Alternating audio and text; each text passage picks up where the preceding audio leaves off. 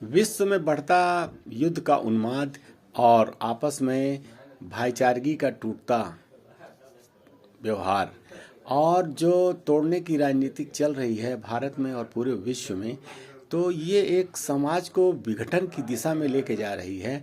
और आज मानव सभ्यता, एक विकसित सभ्यता जो हो सकती थी, उसको खुद मनुष्यों द्वारा ही आज युद्ध के गर्त में झोंक करके मानव सभ्यता को नष्ट की ओर लेके जाया जा रहा है, जो इसका जिम्मेदार खुद मानव ही होगा।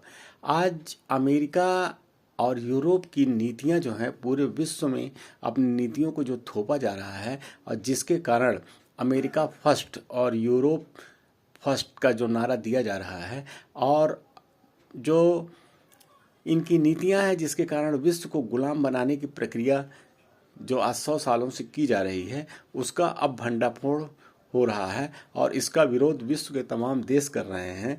ये जो है, इसी का नतीजा है कि आज रूस और यूक्रेन का जो युद्ध है, जो नाटो में शामिल होने की यूक्रेन की जो सनक थी, उसके कारण रूस और यूक्रेन का युद्ध चालू हुआ। और यूक्रेन का सपोर्ट अमेरिका और जो है यूरोप के तमाम देश मिल के कर रहे थे, और करते करते अब अमेरिका इस युद्ध से कुछ महीने पूर्व से यूरोपीय देशों से अलग हो गया है और इसकी जिम्मेदारी यूरोपीय देशों को दे दी है, ताकि वो रूस का सपोर्ट, यूक्रेन का सपोर्ट करें और रूस से युद्ध को आगे बढ़ाएं। जबकि पूरा यूरोप इस स्थिति में नहीं है और अमेरिका इस स्थिति में नहीं है, उनकी इकोनॉमी अलाउ नहीं करती कि इस युद्ध को और आगे बढ़ाएं, फिर भी वो इस युद्ध को आगे बढ़ाने का प्रयास कर रहे हैं और रूस से जंग की तैयारी कर रहे हैं। ये एक दर्शाता है कि आने वाले समय में कहीं ये युद्ध विश्व युद्ध में परिवर्तित न हो जाए। इसी प्रकार मिडिल ईस्ट के देशों में इजराइल और फिलिस्तीन का जो युद्ध चालू है, तो इजराइल की तरफ जो है अमेरिका है और यूरोप के देश हैं, वो भी अब इस युद्ध से अपने आप को पीछे खींचने की स्थिति में पहुंच रहे हैं। अमेरिका और यूरोप अब धीरे धीरे इजराइल का साथ छोड़ने की कगार पे आ रहे हैं।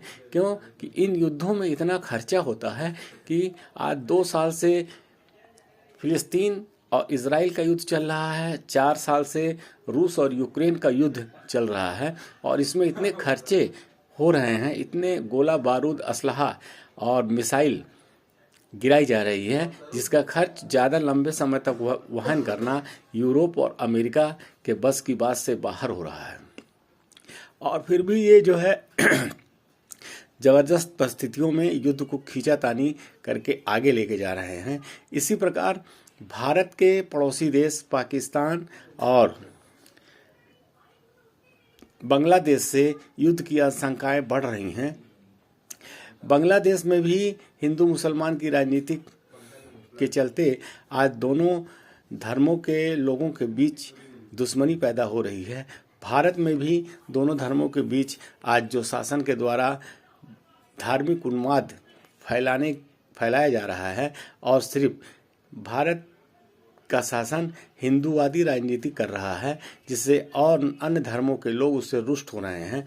जगह जगह ईसाई चर्चों पे आक्रमण और जो है ईसाई लोगों को परेशान करना, उनके साथ गाली गलौज करना, मारपीट करना, और मुसलमानों के साथ गाली गलौज करना, मारपीट करना, मंदिर मस्जिद का झगड़ा, और जो है हिंदू मुसलमान का झगड़ा, और मंदिर मस्जिद हिंदू मुसलमान भारत पाकिस्तान जो फैलाया जा रहा है, इसका रिजल्ट आने वाले समय में बहुत गहराई से सामने आ सकता है। और भारत के रिश्ते अपने पड़ोसी देशों के साथ साथ यूरोप, अमेरिका और मिडिल ईस्ट के देशों के साथ भी खराब हो रहा है, जो इस सब की हिंदूवादी राजनीति की चक्कर में भारत की विदेश नीति फेल हो रही है, और भारत की इन देशों के द्वारा घोर निंदा भी की जा रही है। ये एक स्थिति भारत में निर्मित हो रही है। मिडिल ईस्ट में भी युद्ध की आशंकाएं और प्रबल होती जा रही हैं। जहाँ पे युद्ध में शांति समझौता होना चाहिए, वो समझौता ना हो करके युद्ध जो है और प्रबल होने की आशंका हो रही है। फिर से मिडिल ईस्ट में इजराइल और फिलिस्तीन का युद्ध आगे बढ़ता हुआ नज़र आ रहा है, और जबकि ये आजू बाजू के क्षेत्रों में भी बहुत तेज़ी से फैलने के कगार पे पहुंच चुका है। और ईरान और इजराइल का युद्ध फिर से हो सकता, ऐसी प्रबल संभावनाएं प्रदर्शित की जा रही हैं। उधर चीन और ताइवान में भी युद्ध की प्रबल आशंकाएं बढ़ती जा रही हैं।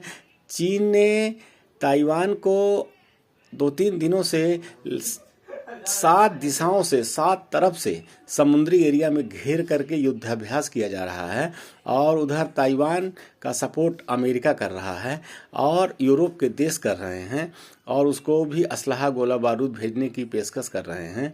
और उधर ताइवान डर से वो भी युद्धाभ्यास अपनी सीमा में, अपने क्षेत्र में चालू कर दिया है।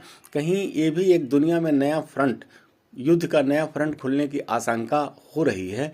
इन सब चीज़ों से और भी दुनिया के बहुत सारे देशों में युद्ध चालू है, जहां पूरे दुनिया के देश और समाज के लोग युद्ध, आपसी वैमनस्यता और आपसी फूट और क्षेत्रवाद, जातिवाद में फंस गए हैं। और आज के नेता, चाहे वो भारत के हों, भारत के पड़ोसी देशों के हों, मिडिल ईस्ट के हों, और चीन के हों, या फिर रूस के हों, या फिर अमेरिका के हों, या फिर यूरोप के जो नेता हैं, ये सब पूरे दुनिया को युद्ध की तरफ धकेल रहे हैं। इसके पीछे गहराई से जियो पॉलिटिक्स है।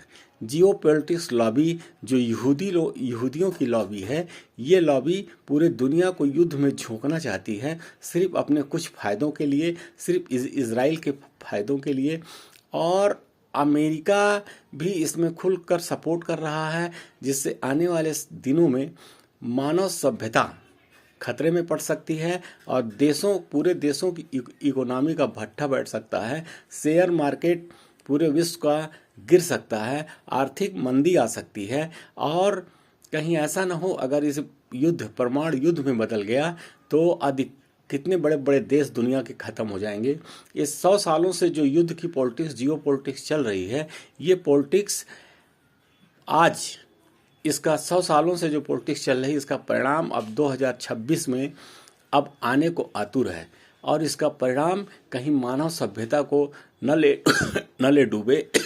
ऐसा प्रतीत हो रहा है कि मानव सभ्यता अगर चाहती, इन सब संसाधनों का यूज़ करके एक पूरे पृथ्वी में शांति ला सकती थी, और जो है विकास का मार्ग तय कर सकती थी।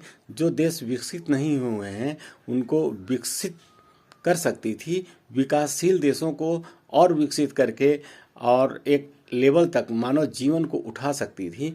मानव जीवन जो आज त्रस्त हो रहा है वो खुशहाल हो सकता था, लेकिन ये लोग ऐसा नहीं कर रहे हैं। जियो पॉलिटिक्स के चक्कर में, इजराइल और अमेरिका लॉबी के चक्कर में पूरी दुनिया आज युद्ध की आशंका में घिरती नजर आ रही है। और ये ऐसा भी हो सकता है कि अगर ये युद्ध का उन्माद इसी तरीके से फैलता रहा तो दुनिया विनाश की ओर कदम बढ़ा चुकी है और विनाश के गर्त में जा सकती है।